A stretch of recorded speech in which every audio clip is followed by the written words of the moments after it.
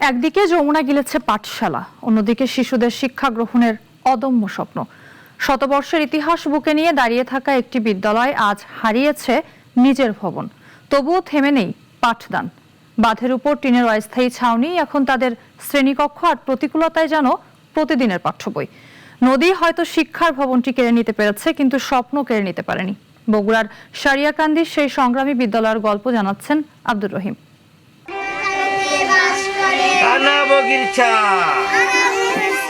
বাঁধের রাস্তার উপর একটি বিদ্যালয়।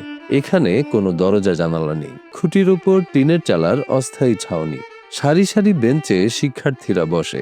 শিক্ষকদের অবশ্য বসার কোনো ব্যবস্থা রাখা হয়নি। তবে ঝড় বৃষ্টি আসলে শিক্ষার্থীদের কাক ভেজা হতে হয়। তখন আশ্রয় নিতে হয় আশপাশের কোনো বাসায়। আমরা নদী পার হওয়া আসার আগে কষ্ট হয়। বৃষ্টি এলে আমাদের কাপড় চোপড় ভিজে যায়, আমাদের বই খাতা ভিজে যায়। আমরা হলো মানুষের বাড়ির মধ্যে থাকার লাগে। 107 বছর ধরে শিক্ষার আলো ছড়িয়ে এসেছে একটি সরকারি প্রাথমিক বিদ্যালয়, কিন্তু সেই বিদ্যালয়ের ভবন এখন আর নেই। যমুনার ভয়াল ভাঙনে ষষ্ঠবারের মতো নদীগর্ভে স্কুল ভবন বিলীন হলেও শিশুদের শিক্ষার আগ্রহ কেড়ে নিতে পারেনি। বিগত 10 বছরে বিদ্যালয় ভবন এবং বিদ্যালয়ের জায়গা 6 বার নদীগর্ভে বিলীন হয়ে যায়। তবুও পাঠদান থেমে নেই।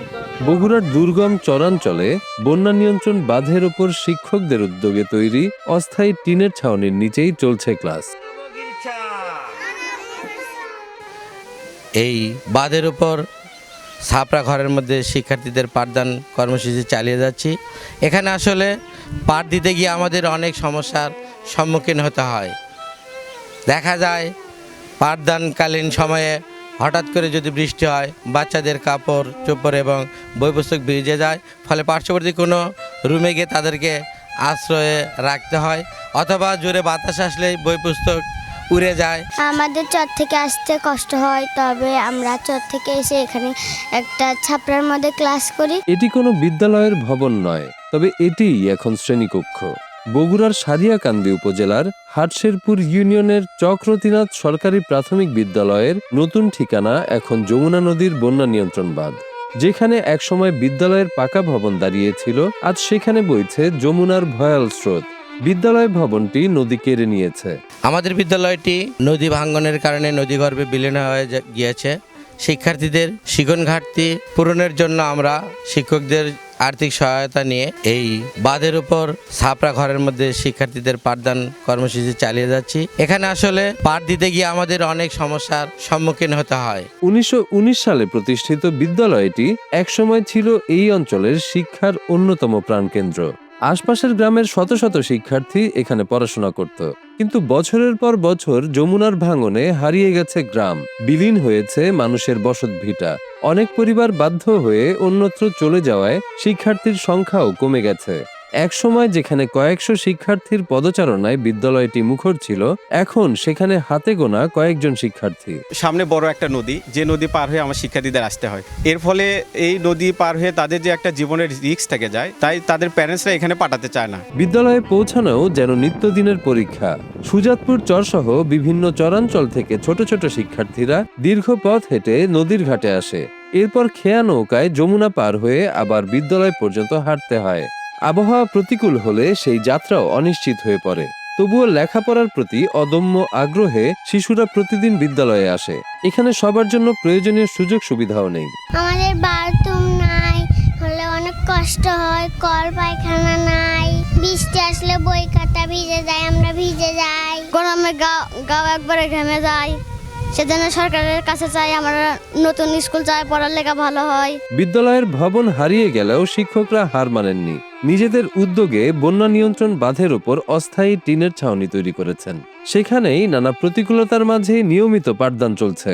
এমন দুর্ভোগ থেকে মুক্তি পেতে শিক্ষকরা দ্রুত একটি নিরাপদ ও স্থায়ী বিদ্যালয় ভবন নির্মাণের দাবি জানিয়েছেন। এখানে আমাদের অনেকগুলো প্রতিকূলতার সম্মুখীন হতে হচ্ছে। এখানে আমার শিক্ষার্থীদের নেই কোনো ওয়াশরুম। এখানে বৃষ্টি এলে আমাদের শিক্ষার্থীরা ভিজে যাচ্ছে। সরকার যদি তাড়াতাড়ি স্কুল করে দেয় তাহলে ভালো হবে। উপজেলা প্রশাসন জানিয়েছে তাদের পক্ষ থেকে বিদ্যালয়টি পরিদর্শন করা হয়েছে। আপাতত বাঁধের উপর পাঠদান চললেও নতুন জায়গা নির্ধারণে একটি কমিটি গঠন করা হয়েছে। ইতোমধ্যে 20,000 টাকা আর্থিক সহায়তা দেওয়া হয়েছে। স্থান চূড়ান্ত হলে সেখানে নতুন করে বিদ্যালয়টি নির্মাণ করা হবে। আমরা উপজেলা প্রশাসনের পক্ষ থেকে আমরা বিদ্যালয়টি পরিদর্শন করি। বর্তমানে সাময়িকভাবে বাদের উপরে ক্লাস নেওয়া হচ্ছে। আমাদের জায়গা নির্বাচনের জন্য আমরা একটা কমিটি গঠন করে দিয়েছি, ওনারা উপযুক্ত স্থান নির্বাচন করবে। উপজেলা প্রশাসনের পক্ষ থেকে তাৎক্ষণিকভাবে 20,000 টাকা আর্থিক সহায়তা প্রদান করা হয়েছে। জায়গা স্থান নির্ধারণের পরে নির্ধারিত স্থানে বিদ্যালয়টি প্রতিস্থাপন করা হবে। এমন শতবর্ষী একটি বিদ্যালয়কে বাঁচানো সময়ের দাবি। বিদ্যালয় ভবন স্থাপন করার জন্য আর্থিক সাহায্যের জন্য আমরা উপজেলা শিক্ষা কর্মকর্তা মহোদয়, উপজেলা নির্বাহী কর্মকর্তা মহোদয় এবং এমপি মহোদয় বরাবর আবেদন দিয়েছি। আমি আশা করব অতি দ্রুত বরাদ্দের ব্যবস্থা করে বিদ্যালয় ভবন স্থাপন করবেন। শিক্ষার্থীদের ঝরে পড়া বন্ধ করতে হলে চাই প্রয়োজনীয় উদ্যোগ। আমরা একটা আশঙ্কা করছি যে আমাদের ড্রপ আউট রেট আমাদের ঝরে পড়ার হার বেড়ে যায় কিনা, যা গণপ্রজাতন্ত্রী বাংলাদেশ সরকারের প্রাথমিক শিক্ষার লক্ষ্য উদ্দেশ্যের সাথে সাংঘর্ষিক। তাই আমি সরকারের কাছে অনুরোধ করব দ্রুততর সময়ের মধ্যে বিদ্যালয়টা একটা জায়গায় স্থাপন করে শিক্ষার উপযুক্ত পরিবেশ তৈরি করুন। শতবর্ষী একটি বিদ্যালয়ের এমন করুণ পরিণতি খুবই দুঃখজনক। একটি উন্নত জাতি গড়ে তুলতে শিক্ষার বিকল্প নেই। দ্রুত কার্যকর নদী শাসনের উদ্যোগ না নিলে চক্রতীনাথের মতো আরও অসংখ্য শিক্ষা প্রতিষ্ঠান, ঘরবাড়ি ও জনপদ যমুনার গর্ভে বিলীন হয়ে যাওয়ার আশঙ্কা রয়েছে। এ ব্যাপারে সরকারের উদ্যোগ গ্রহণ করা জরুরি বলে মনে করছেন শিক্ষক, শিক্ষার্থী ও অভিভাবকরা। সরকার যেন তাড়াতাড়ি স্কুল করে দেয়। আকুল মিনতি, তারা যেন দ্রুত আমাদের বিদ্যালয়টি পুনঃস্থাপনের ব্যবস্থা করে দেন।